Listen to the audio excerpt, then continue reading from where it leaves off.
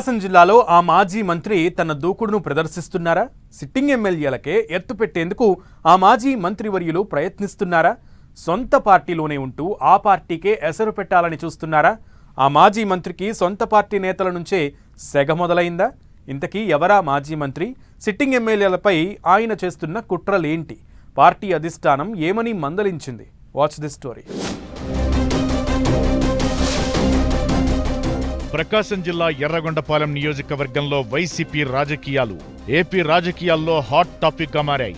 సొంత పార్టీలోనే ఉన్న ఆదిమూలపు సురేష్ తెన్నింటి వాసాలు లెక్కబెడుతున్నట్లు ఇటీవల బయటపడిందన్న టాక్ వినిపిస్తోంది.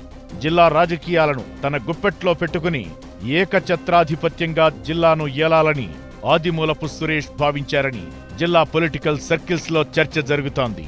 ఎందుకంటే కొద్ది రోజుల క్రితం ప్రకాశం జిల్లా త్రిపురాంతకంలో జరిగిన మండల పరిషత్ ఎంపీపీ ఎన్నికల్లో వైసీపీ సంచలన విజయం సాధించడంతో కొత్త విషయాలు బయటకొచ్చాయట.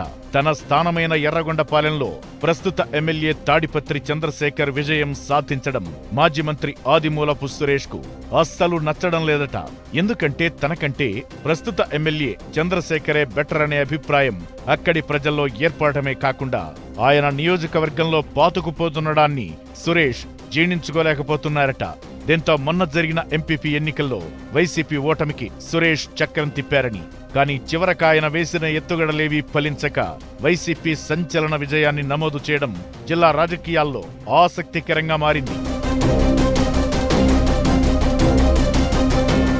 త్రిపురాంతకంలో ఎంపీపీ పుల్లల చెరువు వైస్ ఎంపీపీ ఎన్నికల్లో లోపాయికారిగా ఆదిమూలపు సురేష్ టీడీపీకి సపోర్ట్ చేశారన్న టాక్ వినిపిస్తోంది.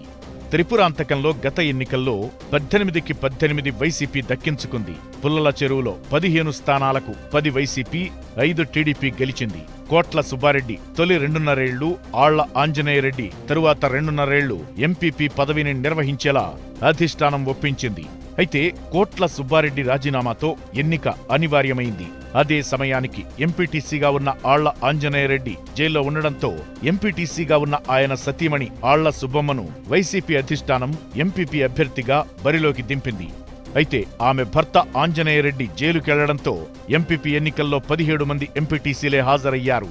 ఒక దశలో వైసీపీకి 8, టీడీపీకి 8 మంది ఎంపీటీసీల మద్దతు లభించడంతో ఎంపీటీసీ మాలపాటి సృజన ఓటు కీలకమైంది. ఆమె కూడా టీడీపీకే మద్దతిస్తుందని భావించారు. అనూహ్యంగా సృజన వైసీపీకే జై కొట్టడంతో ఎన్నికల్లో వైసీపీ విజయం సాధించింది. ఎంపీపీగా ఆళ్ల సుబ్బమ్మ విజయం సాధించారు. ఎంపీపీ ఎన్నికల్లో ఆదిమూలపు సురేష్ తెర వెనుక నడిపించిన తతంగమంతా బయటకొచ్చిందట.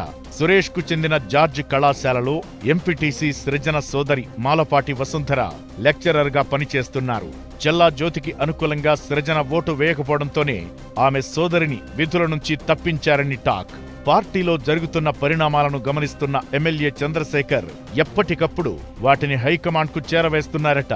దీంతో హైకమాండ్ ఆదిమూలపు సురేష్ ను గట్టిగానే మందలించినట్టు తెలుస్తోంది. అయితే పొరపాటు జరిగిందని ఒప్పుకున్న సురేష్ తిరిగి విధుల్లో చేరాలని వసుంధరను కోరారట. ఎర్రగొండపాలెం విషయంలో జోక్యం చేసుకుంటే చర్యలు తీసుకోవాల్సి ఉంటుందని పార్టీ అధినేత జగన్ మందలించారట. సురేష్ రీఎంట్రీ కోసమే నియోజకవర్గంలో పార్టీని 2 గ్రూపులుగా చేసి ఉంటారని పార్టీ నేతలు అనుమానం వ్యక్తం చేస్తున్నారట. కష్టకాలంలో పార్టీకి అండగా ఉండాల్సిన సురేష్ టీడీపీతో జట్టు కట్టడమేంటని ఆగ్రహం వ్యక్తం చేస్తున్నారట. ఇలాంటి పరిణామాల నేపథ్యంలో సురేష్ ఇక పార్టీలో ఉండలేరని, ఆయన పార్టీ మారడం ఖాయమనే చర్చ కూడా జరుగుతోంది. దీంతో రాబోయే రోజుల్లో ఎర్రగొండపాలెంలో ఏం జరుగుతుందనేది ఆసక్తికరంగా మారింది.